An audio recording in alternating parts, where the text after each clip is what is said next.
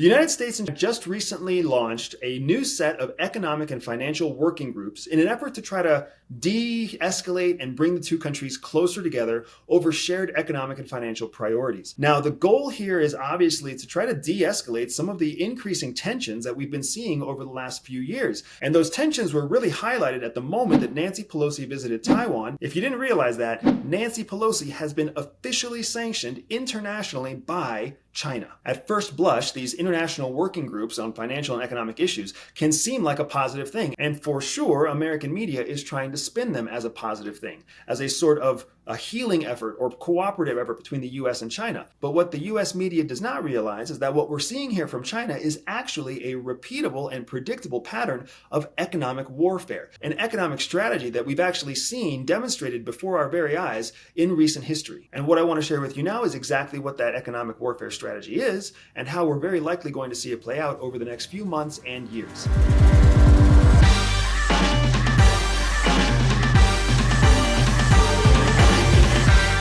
Now, before we jump in and really start to understand China's economic warfare strategy, I want to take a moment to thank today's sponsor. We live in a world where we are more interconnected than ever before. Our digital lives and our personal lives intertwine almost seamlessly. Whether we're talking about in our homes, in our cars, using our cell phones, with our kids in school, with ourselves in our workstations, we are constantly connected through smart watches, smartphones, laptops, desktops, network systems at work, network systems at home, even in a global interconnected web of information. We are always connected, we are always together, we are always being watched and observed. And as we as human beings start to adapt to that reality, we also need to adapt to new personal digital security practices. And that's why I'm very proud to introduce you to today's sponsor, Aura. Aura is a cybersecurity company that's specifically built and created for the everyday person. Their platform supports your cybersecurity needs on a wide basis, everything from your personal banking and financial transactions all the way to your credit score,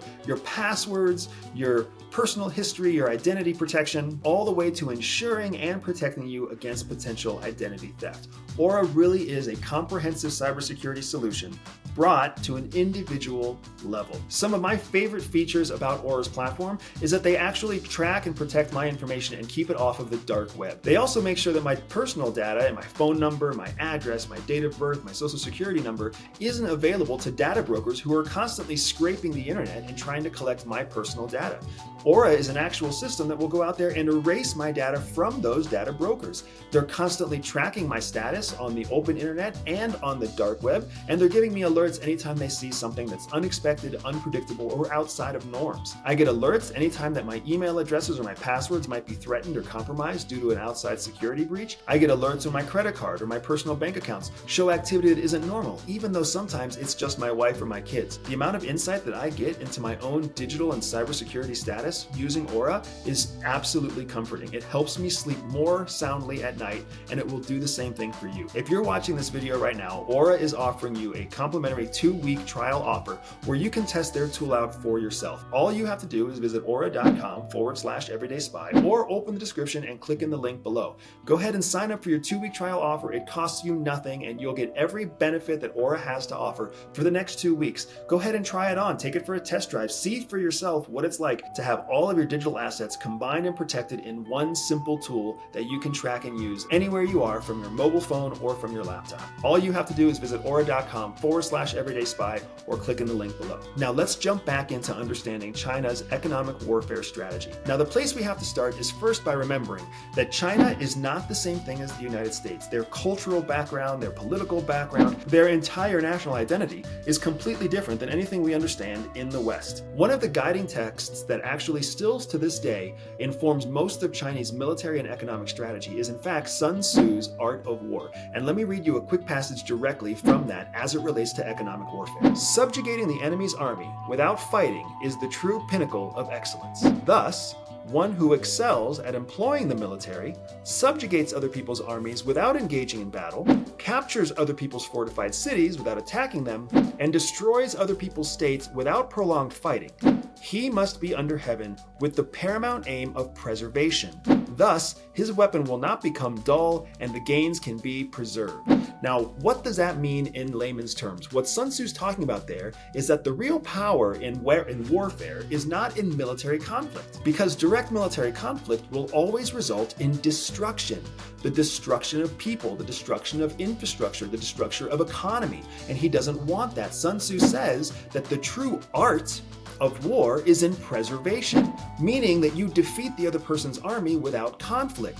You subjugate their power without force. You essentially defeat them and preserve all of the people, economies, and utilities that they have previously created for you. And essentially what that means is that by dominating the other force, you're also gaining all the economies of scale that the other force brought to bear, whether that's their infrastructure, their people, their industries, or their intellectual property. China's understanding of economic war is not the same thing as the United States. Their understanding is economic warfare is designed to make people believe that they're gaining something, when in fact the only person who will truly gain is the aggressor themselves, in this case, China. With the understanding that China's economic warfare strategy isn't built on destruction, it's instead built on preservation, we have to look at this recent launch of financial and economic work groups completely differently. Because here's what I believe is happening. Xi Jinping understands that the Biden administration is going to be up for re-election next year. And as a part of that re-election campaign, the Biden administration needs to show that they're making some kind of progress with China. Now, Xi Jinping is not up for re-election next year. Xi Jinping is not at any risk of losing his position of power in China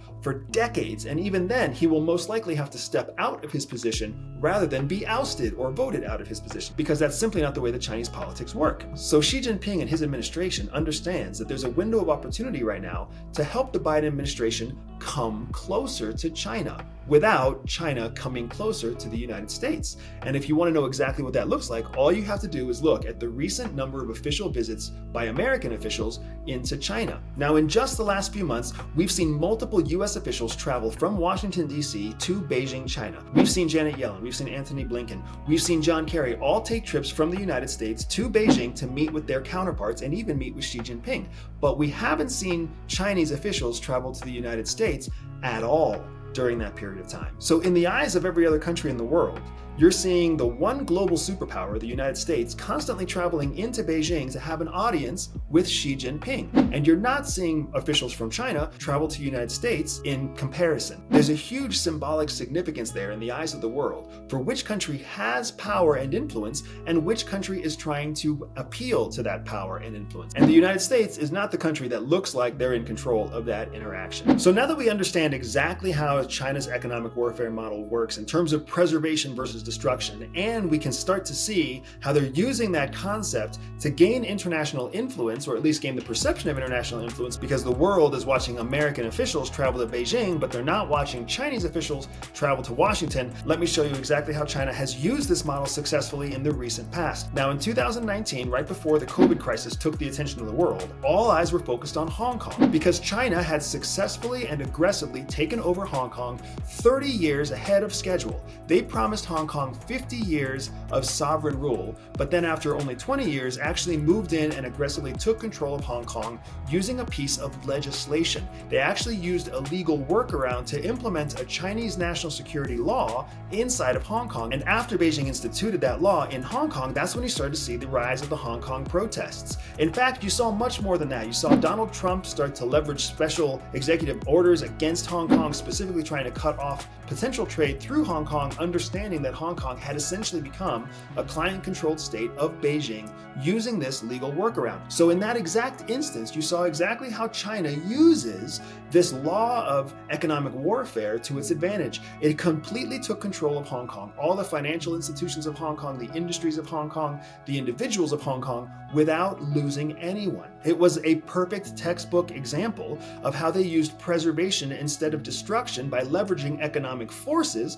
to take control of that independent sovereign country. Now, if you consider the world in 2023, all eyes are on Taiwan. And what does the future of Taiwan and China look like with respect to the United States? Because the US is in an awkward position where we've promised to support Taiwan and support Taiwan's independence, even though we don't recognize Taiwan as an independent sovereign nation. Because the Biden administration has made these promises to protect the sovereignty of Taiwan, even though the United States does not recognize Taiwan as its own independent nation, and China recognizes that. So here we see a very similar situation where you constantly see the increase of tensions between China and Taiwan. Actually, in the last 2 weeks, you see some of the most intense military activity between the two in recent months. And you see the Department of Defense inside the United States actively taking measures to increase deterrence against Chinese aggression towards Taiwan. So on one hand, you see headlines talking about all sorts of economic and financial cooperative efforts that are happening to bring the two countries together, but in reality, what's actually happening is that the military side is also ramping up.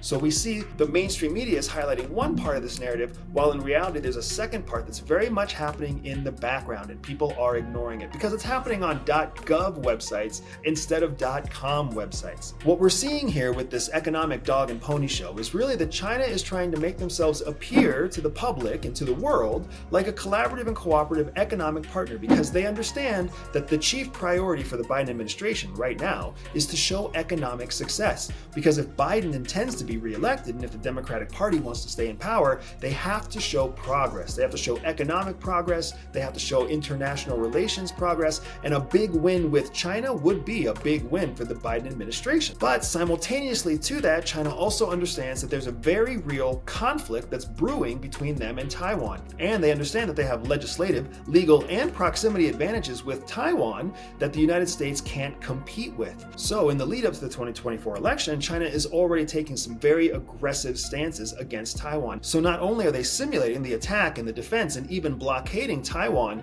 during their own military exercises, but they're doing it in front of the entire international world, and they're watching as American media doesn't choose to present that to the public, because our media is much more focused on whether there will be continuing economic ties and proximity to China. In fact, a recent article by the New York Times actually specifically talks about this exact issue, whether or not the United States is taking too much of a step to pull back from China or whether or not we should lean into China. Because according to the New York Times, they believe that by stepping back from China too far, we're going to create an economic vacuum that makes the American people suffer.